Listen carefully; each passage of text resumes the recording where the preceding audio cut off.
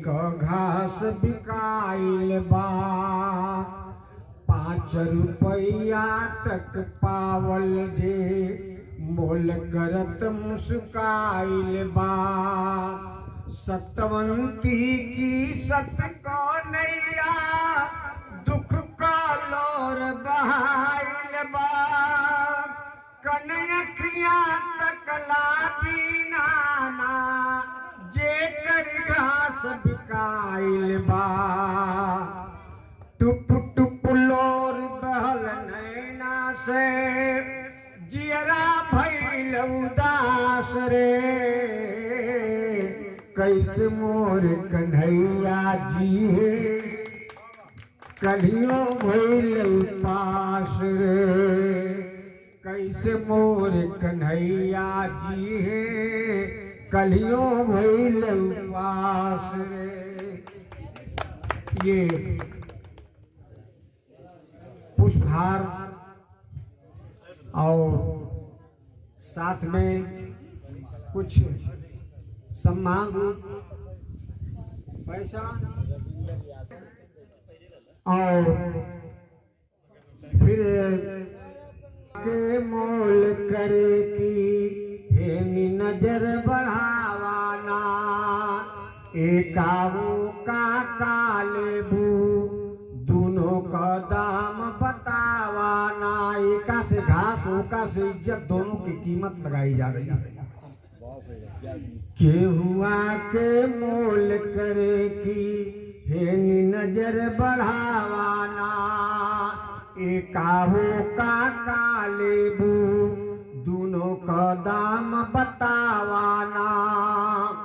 बेसी पैसा जो चाहो तो घर तक ले पहुँचावाना।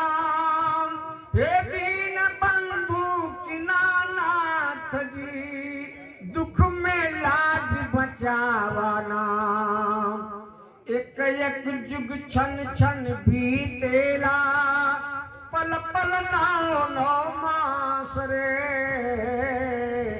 कैसे मोर कन्हैया जी है कलियों भइल उपास रे। कैसे मोर कन्हैया जी है कलियों भइल उपास रे। और कैसे कीमत लगाई जा रही है। कम से कम घास की कीमत 5 रुपए होगी लेकिन वह घास की कीमत कितनी कम लगाई जा रही है और किस बदनीयती के साथ लगाई जा रही है इस पर ध्यान देंगे। ये पुष्पहार के साथ इस कार्यक्रम की आयोजक और हमारे क्षेत्र ही नहीं उत्तर प्रदेश बिहार लगभग सभी अंचलों में जिनकी अच्छी छाप है ये सरोज त्यागी प्रोफेसर जो आज सावित्रीबाई फुले के रूप में इनको हम देखते हैं। और ये बाबू अंशु कौल के तरफ से पुरस्कार आप सभी को हमारी तरफ से सादर धन्यवाद। ये हमारे अग्रज थे आर.बी. कौल जी उनके सुपुत्र हैं। इनका नाम बड़े प्यार से उन्होंने रखा था अंशुमान रश्मिधर कौल। इनका नाम रखे थे ग्राम सेवक साहब। मैं जानता हूँ क्योंकि तब ये बच्चा थे बच्चे पैदा हुए थे बड़ा इनको सम्मान हम लोग देते थे। साथ साथ साथ ये नाम बता दें। अच्छा ये चंद्रा जी की सिस्टर बेटी नाम तो नहीं जाना सुनीता चंचल। सुनीता चंद्रा चंचल चंचल की तरफ से ये पुरस्कार मिला आजमगढ़। उनको हमारी तरफ से हार्दिक शुभकामना। तो क्या देख रही है। केहू कहे कि का सोचलू ले लो दाम दुआनी ना। केहू कहे कि तनिक हंसदा ले लो दाम चवन्नी ना। तहिया कई गीत है जहिया एकन्नी दुवन्नी अधन्नी डबल पैसा चवन्नी जहिया चलत रहे तहिया कई गीत है।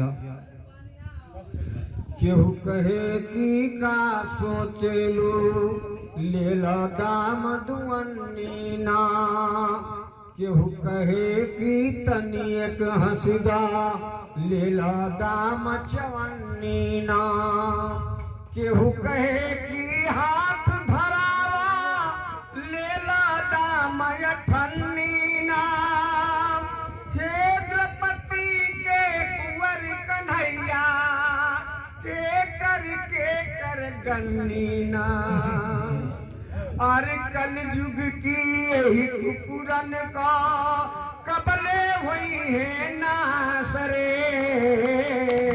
कैसे मोर कन्हैया जी है कलियों भाई। बहुत बहुत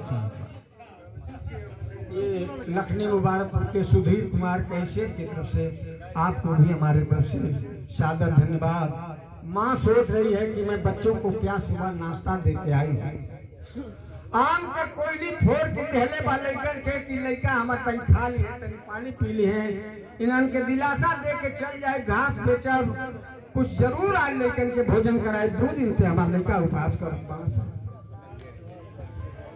सुबह सुबह लड़कन के रोवत कोयली फोड़ी थमावे ना, बेईमानी की बन महुआ का लाटा तोरी बझौनी ना।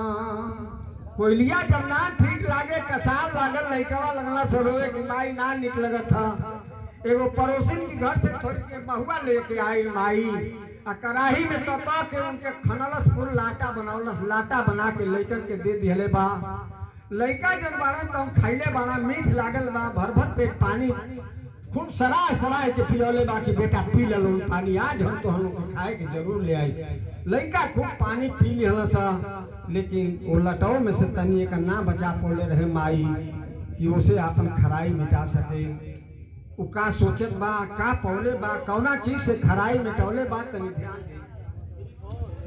सुबह सुबह लड़कन के रोवत कोयली फोड़ी थमावी ना, बेईमानी की बन महुआ का लाटा तोरी बधौवी ना, लोर भरल चोर चपाती एक बेर मुंह में नौवी ना, जेठ जेठानी सास ससुर के घास कयास धरौवी ना, सगरी सिधरी जो हत हुई है ये घासी कायास रे, कैसे मोर कन्हैया जी है कलियों भइल उपास रे, कैसे मोर कन्हैया जी है कलियों भइल उपास रे। सोचत है माई की आज हम घसिया लेके चल जाए।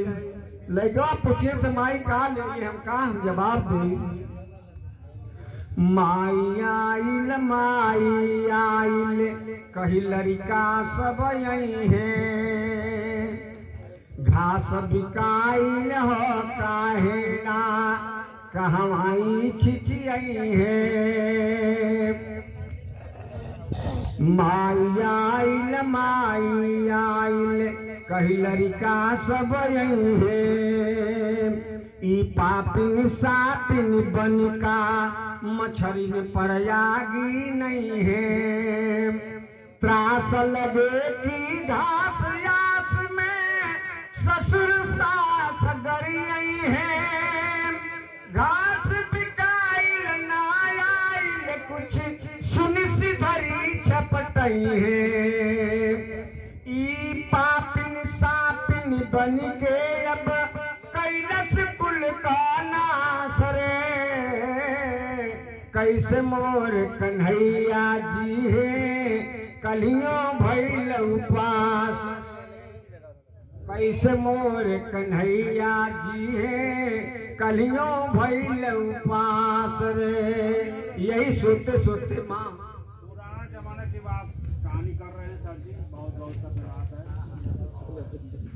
हाथ डाल लीजिए और चलिए नमस्कार है। अब आप सभी लोगों को हमारे तरफ से धन्यवाद, नमस्कार। अरे और लास्ट वाला, लास्ट कहाँ हुआ अभी?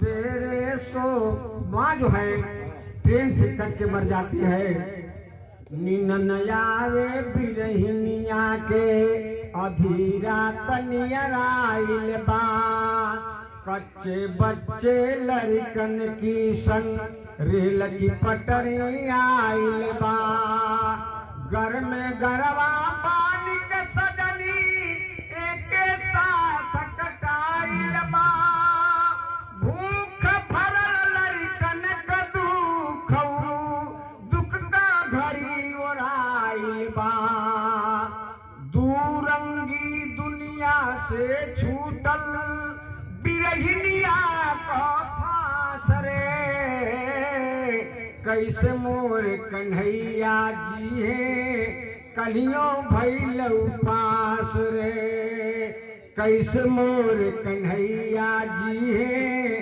कलियों भइल उपास रे।